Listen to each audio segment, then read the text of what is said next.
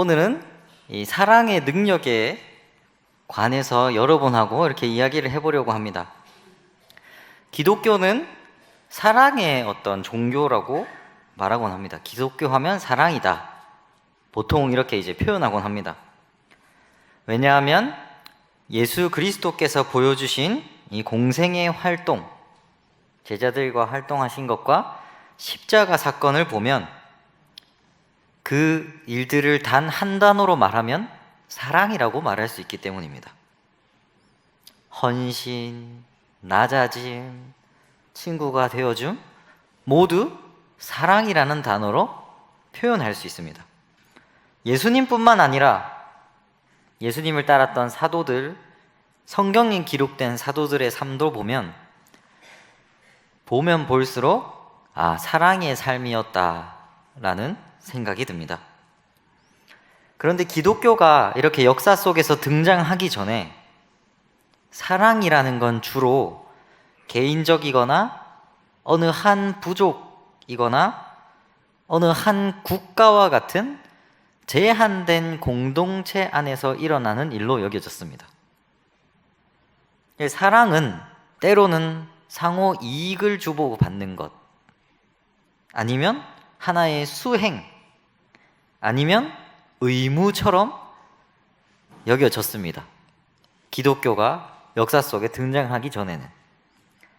그런데 기독교가 등장하면서부터 예수를 그리스도로 고백하는 자들은 사랑에 관해서 이전과 전혀 다른 모습을 보여줬습니다.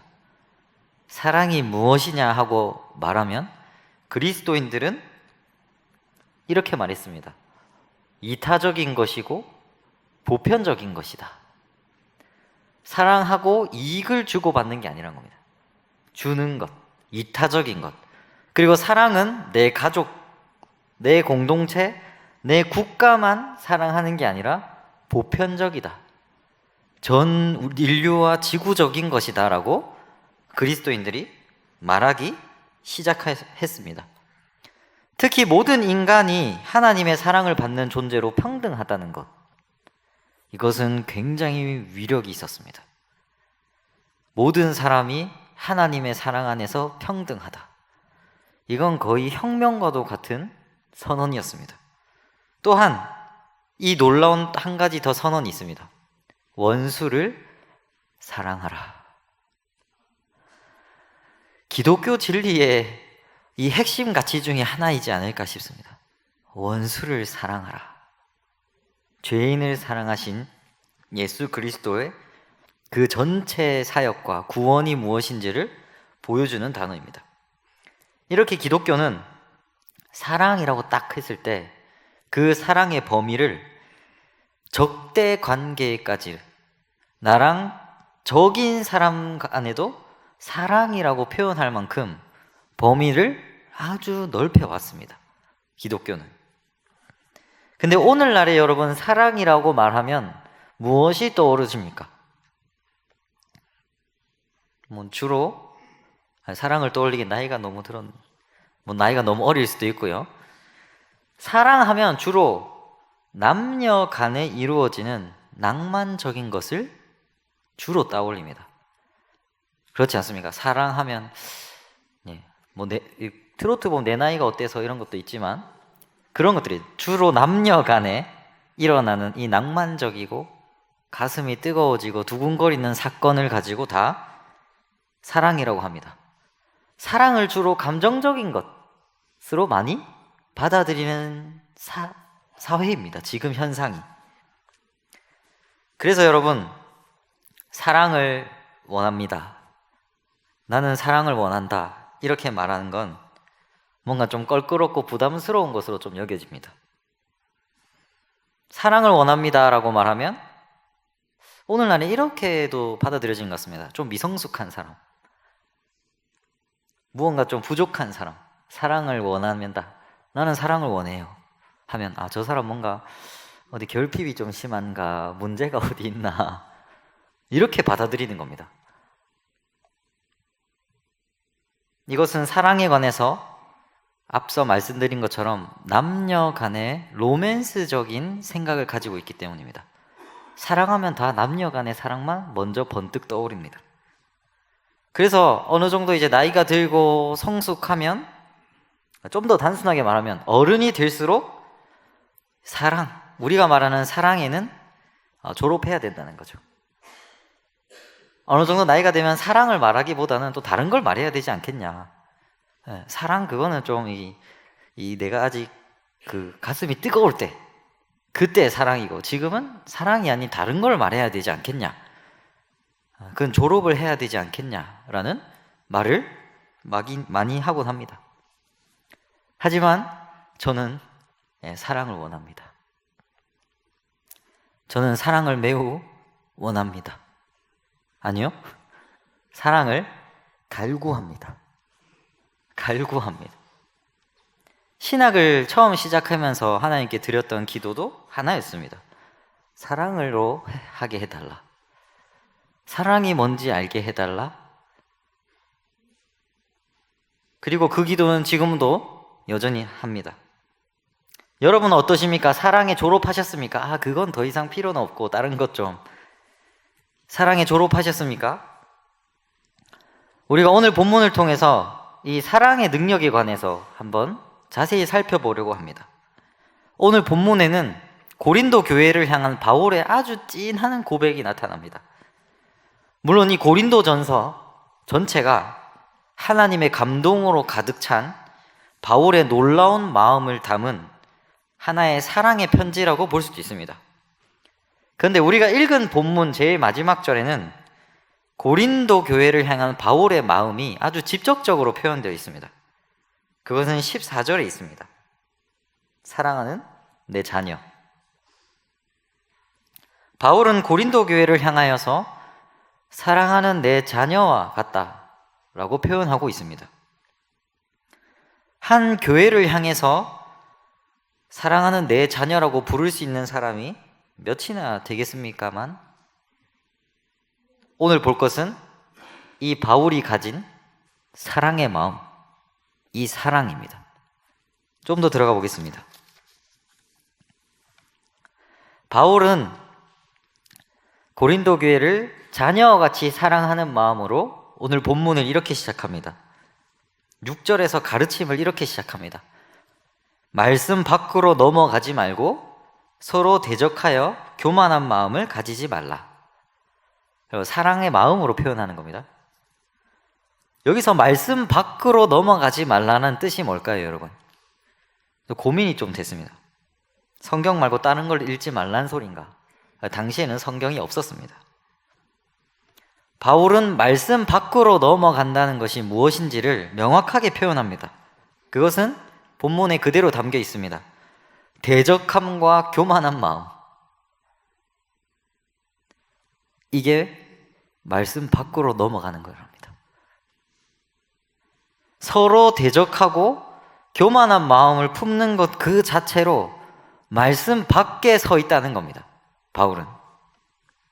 그 7절에서는 바울은 이어서 이 대적하고 교만한 마음이 어떤 것인지를 조금 더 구체적으로 표현하고 있습니다. 사랑을 가지고 들어갑니다.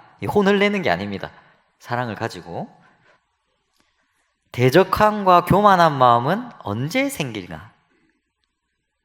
스스로 자신이 구별됐다 라고 생각하는 것. 나는 스스로 특별하다. 스스로 가졌고 스스로 받았다는 생각에서 비롯된다는 겁니다. 내가 누리고 있는, 내가 받은 것들, 고린도교회 하면 내가 구원받은 것, 고린도교회에서 신앙생활하는 모든 것, 그것은 다 내가 잘해서, 내가 어떤 특별하고 구별된 존재이기 때문에 지금 고린도교회에 있고 신앙생활하는 것이다라는 그 생각이 대적과 교만한 마음을 만든다는 겁니다. 스스로 모든 것을 다 가졌고 모든 것이 내가 중심이 된 사람과는 대화가 잘 안 됩니다. 자신이 세상의 중심인 사람은 아무 말도 통하지 않습니다. 이러한 상태를 바울은 8절에서 이렇게 표현합니다. 이미 배부르다. 이미 풍성하다. 여기서 우리는 사도입니다. 우리 없이도 너희는 이미 왕이 다 되었다. 말씀 밖으로 나간 사랑이 없는 교만과 대적의 상태는 이런 것입니다. 이미 배부르고 이미 풍성하고 왕이 되어서 갈구하는 것도 없고 기도할 것도 없이 서로를 향하여서 너가 진리냐 내가 진리냐 싸우고 있는 고린도 교회의 그 모습이 바로 말씀 밖으로 나갔다는 겁니다. 이제 바울은 고린도 교회를 사랑하는 자신과 사도들의 모습을 이렇게 말합니다. 고린도 교회 사람들은 이미 배부르고 이미 풍성하고 스스로 왕이 된 모습입니다. 바울은 자기의 상황을 말합니다. 이제 사도들의 상황 10절부터 13절까지인데요 참으로 절절합니다. 제가 다 읽어보겠습니다.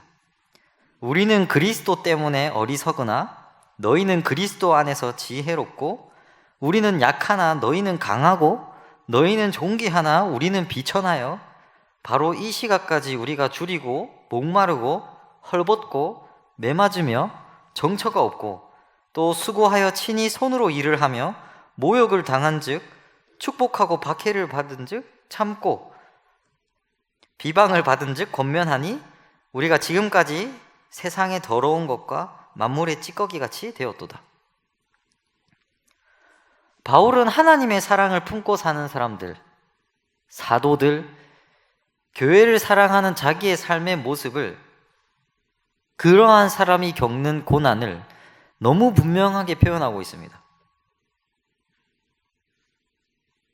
여기서 우리가 알 수 있는 것은 바울이 선교적 활동, 사도의 어떤 사명, 하나님의 일을 하는 것이 단 한순간의 어떤 감정적인 결단이라거나 아니면 뭔가 내가 사도로 살면 어떤 일이 벌어질 것이라는 걸 모르고 선택한 게 아니라는 겁니다.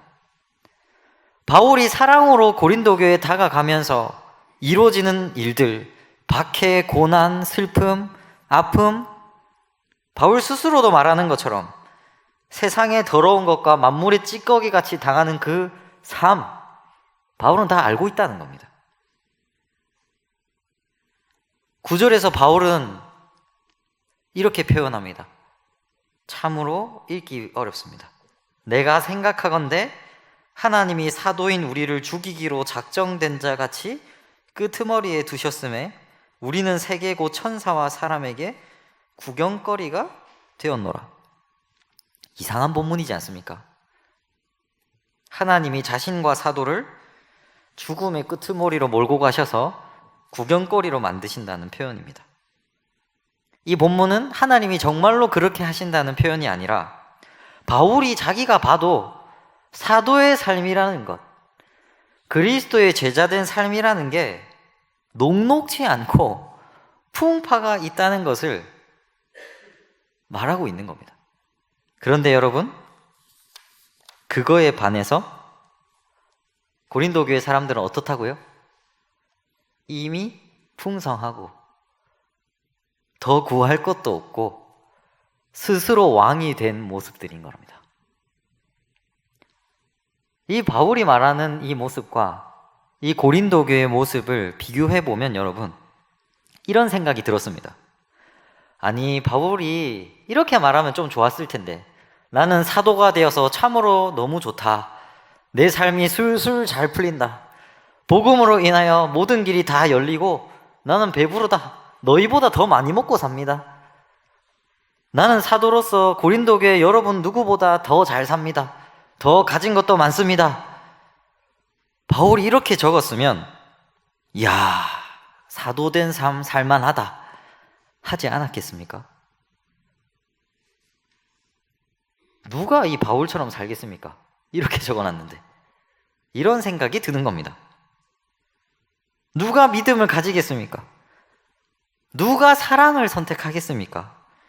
차라리 그냥 스스로 왕이 되고 스스로 지혜로운 자가 되고 스스로 강한 자라고 여기면서 떵떵거리면서 사는 게 더 좋은 삶이지 않습니까?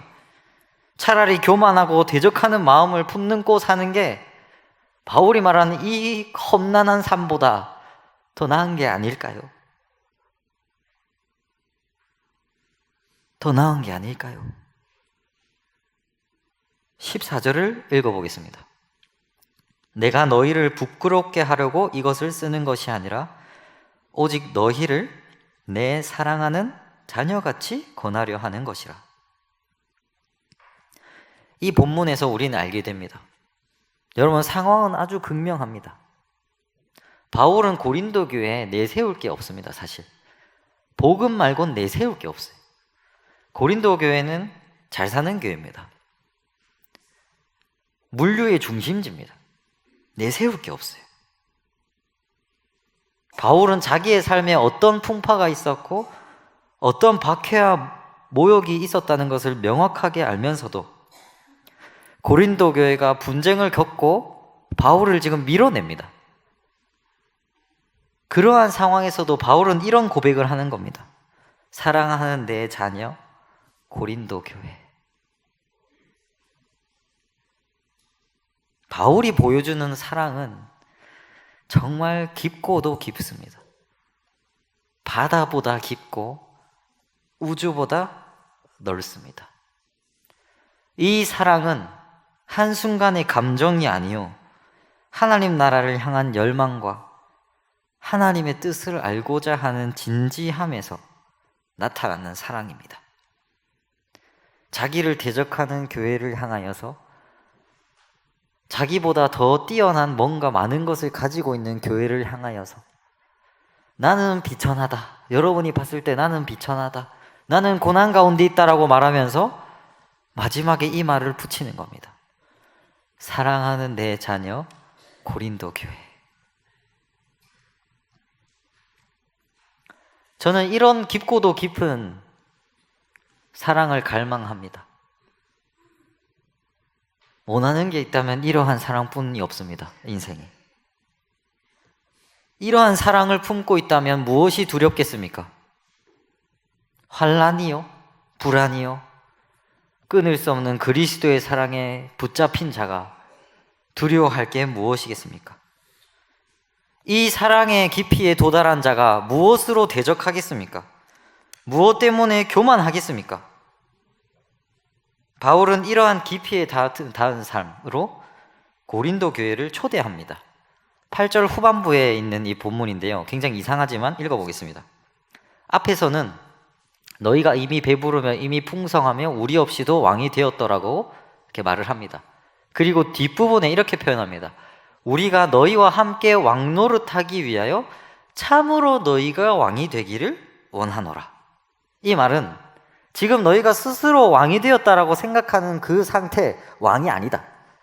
지금 내가 핍박과 환난 가운데 있지만 너희에게 사랑으로 표현하는 이 그리스도의 복음을 붙든 나의 이 모습이 왕이라는 겁니다. 너희가 그 왕이 아니라 이 사랑의 능력을 담은 사랑의 왕으로 우리와 같이 왕노릇하길 원한다. 내 사랑하는 자녀 고린도 교회예요. 이렇게 표현하는 겁니다. 여러분은 어떻게 생각하십니까? 스스로 지혜로웠다고 생각하는 사람, 스스로 강하다고 생각하는 사람, 스스로 정점에 서서 다른 사람을 대적하고 쳐내고자 하는 자, 자기의 의견이 아니면 모든 것을 묵살하는 사람, 그 사람이 왕입니까? 아니면 삶의 어떤 풍파 속에서도 자기 삶에 함몰되지 않고 대적하지 않고 교만한 마음을 품지 않고 사랑한다고 말할 수 있는 사람, 그 사람이 왕입니까? 누가 왕이라고 생각하십니까? 고린도 교회입니까? 바울입니까? 이러한 바울의 능력을 보여주는 한 이야기를 하고 말씀을 마치려고 합니다. 제가 청소년 때 들었던 이야기인데 평생 잊지 못하는 이야기이자 나도 저렇게 살아야겠다 라고 이 마음을 딱 잡게 해준 이야기입니다. 한 목사님에게 아들이 있었습니다. 아들은 목사의 아들이라는 주변의 시선의 압박감, 그리고 교회가 은근히 목사 아들로서 요구하는 것들을 견디지 못했습니다. 그래서 아들이 점점 엇나가기 시작했습니다. 교회 예배도 안 오고, 예배만 안 오면 다행입니다. 학교에서 불량한 아이들과 어울리기 시작했습니다. 아버지는 아들을 어떻게 해야 될지 몰랐습니다. 야단도 쳐보고, 훈계도 해보고, 설득도 해보고, 맛있는 것도 사 먹이면서 교회는 와야 돼, 이런 말을 했지만 도저히 아들이랑 대화가 안 통하는 겁니다.